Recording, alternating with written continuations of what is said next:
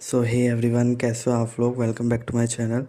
और आज हम सब लास्ट वीडियो में हमने बात करी थी एक टाइप्स ऑफ शेडिंग के ऊपर, कितने तरीके की शेडिंग होती है। तो उनमें से जो सब आज हम बात करने वाले 3 शेडिंग के ऊपर, उनमें से पहली ये है स्मजिंग।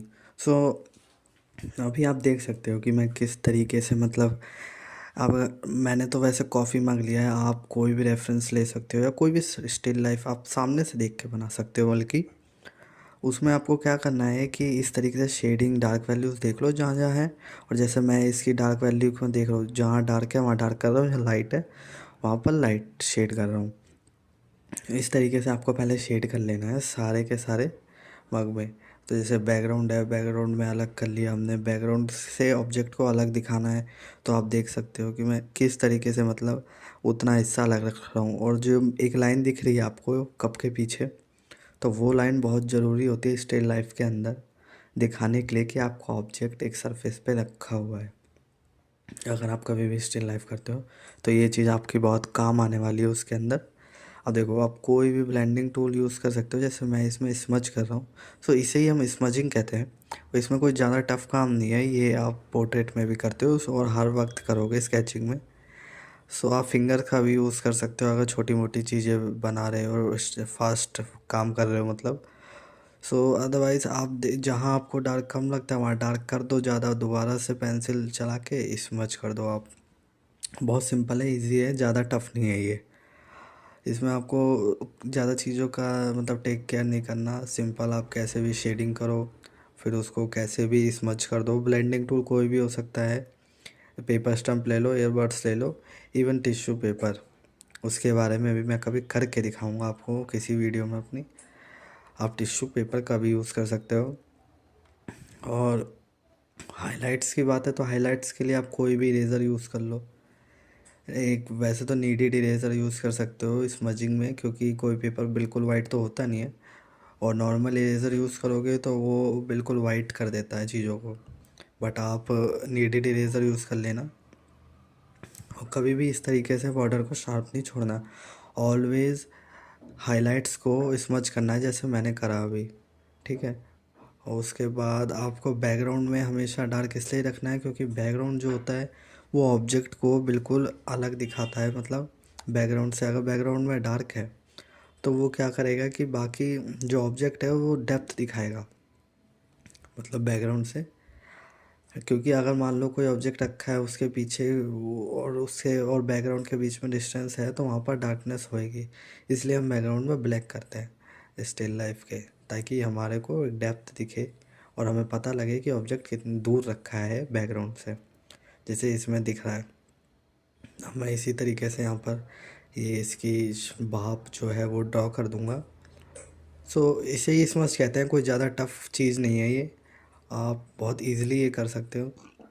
तो बात करते हैं, दूसरा ये है हैचिंग।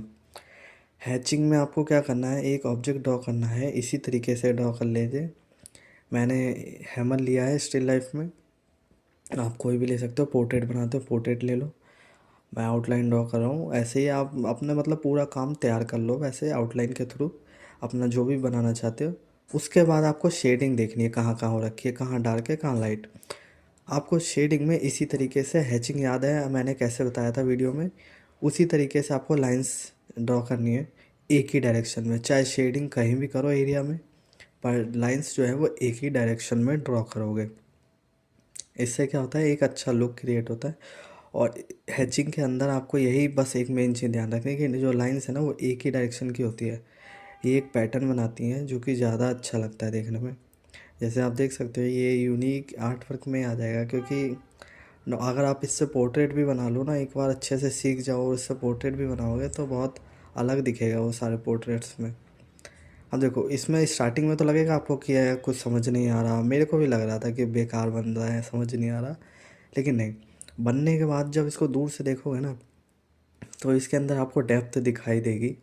वो कितना अच्छे से शेडो दिखाई दे रही है इसमें, देखो बहुत तुम बढ़िया लगता है देखने में। और आपको कर्व देना है तो आप कर्व भी दे सकते हो।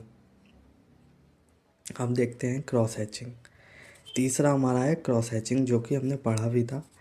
क्रॉस हैचिंग में क्या होता है कि हैचिंग की एक डायरेक्शन होती है, लेकिन क्रॉस हैचिंग में मल्टीपल डायरेक्शन हो सकती है। आपको इसी तरीके से एक ऑब्जेक्ट ड्रॉ करना है, ठीक है।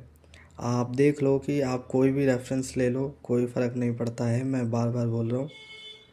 और सबसे पहले एक चीज़ बोलूँ कि आपको आउटलाइन अच्छे से ड्रॉ करनी है, बस मेन काम ये होता है। उसके बाद बाकी काम जो होता है वो होता है शेडिंग को ऑब्ज़र्व करने का, ठीक है।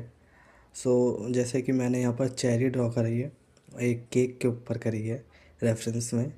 बट अभी मैं आपको दिख नहीं रहा होगा, अभी समझ नहीं आ रहा होगा कि मैंने क्या बनाया है। बट जैसे ये शेडिंग पूरी होगी ना, उसके बाद दिखने लग जाएगा आपको। देखो, अब ध्यान से देखो कि मैं कौन से डायरेक्शंस में लाइन स्ट्रोक्स मार रहा हूँ। जैसे कोई डायरेक्शन मेरी फिक्स नहीं है, कोई भी डायरेक्शन में मैं लाइंस खींच रहा हूँ, ठीक है। तो इसी तरीके से बस ध्यान ये रखते हैं कि यहाँ पर आपको जहाँ डार्क है वहाँ पर आपको मल्टीपल स्ट्रोक रखनी है, जहाँ लाइट है वहाँ सिंगल स्ट्रोक रखनी है।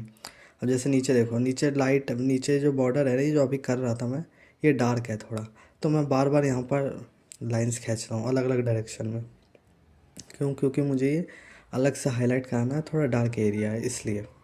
चेरी के नीचे देखो, चेरी के नीचे मैंने डार्क कर रखा है, क्यों? क्योंकि वहाँ पर डेप्थ है, शेडो है, इसलिए मुझे वहाँ पर मल्टीपल लाइंस खींच के डार्क दिखाना पड़ा। ऐसे ही इसकी शेडो बना दूंगा मैं। शेडो में भी मैं देखो अलग डायरेक्शंस में लाइन खींच ले रहा हूँ। तो ये भी कोई ज़्यादा टफ काम नहीं है, सारा खेल बस प्रैक्टिस का होता है। अगर आप प्रैक्टिस करोगे डेली बेसिस पे, आपको आ जाएगा अच्छे से करना। कुछ आर्टिस्ट होते हैं जो कि सिर्फ स्ट्रोक्स के बेस पे हैचिंग क्रॉस हैचिंग वाले आर्टवर्क्स बनाते हैं। सो उनके आर्टवर्क, क्योंकि उनको प्रैक्टिस हो जाती है ना, उनको पता है कैसे है लाइंस खींचनी है, कहाँ दिखानी है। सो आप उसी तरह आपको भी प्रैक्टिस करनी है। जहाँ आपकी लाइट शेडो, देखो मैंने कितना लाइट शेडो दी है इसमें, और जहाँ मुझे कॉर्नर पे डार्क दिखाना था वहाँ मैंने 2-3 डायरेक्शन में ऑल लाइंस खींच दी। तो उसी तरीके से आपको स्ट्रोक्स डालने हैं कि भाई जहाँ डेप्थ है वहाँ डार्क हो गया, जहाँ नहीं है वहाँ लाइट दिखा देंगे। अब जैसे चेरी, अब देखो, अब आपको फील आ रहा होगा कि ये केक है, मतलब केक के ऊपर जेली है या चेरी है, ये सब कुछ फील आ रहा होगा। ये ऑब्जेक्ट जो होता है ना, ये बेकार दिखेगा हैचिंग क्रॉस हैचिंग के टाइम पे, बट जब बनता है ना, बनने के बाद इसका लुक पूरा बहुत अच्छा आता है।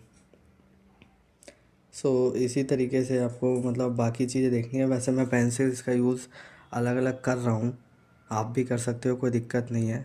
अगर आपके पास डार्क और लाइट वैल्यूज़ वाली पेंसिल है, HB है या फिर कोई भी है।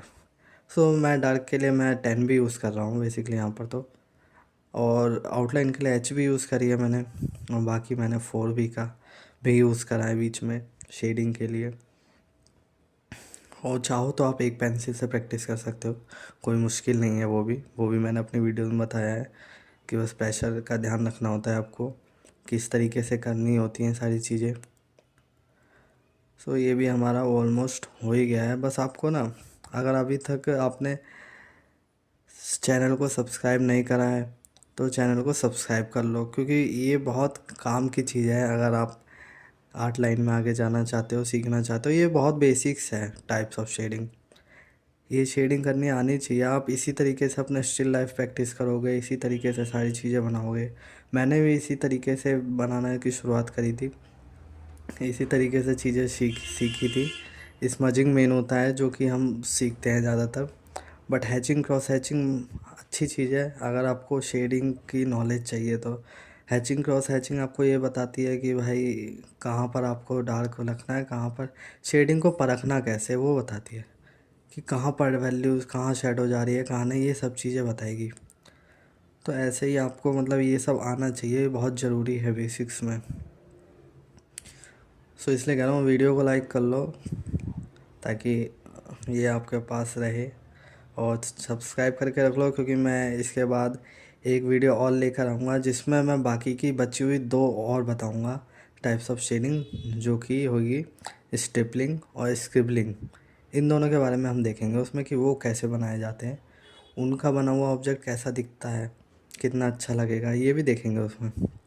ये तो बहुत बढ़िया लग रहा है मतलब बनने के बाद। सो आप भी बनाओ, ऐसे प्रैक्टिस करो रोज़, कुछ ना कुछ बनाओ, चाहे छोटे साइज़ पे बनाओ। ये मैंने A3 पे बनाया, आप भी बनाओ और कमेंट करो मेरे को कैसा लगा।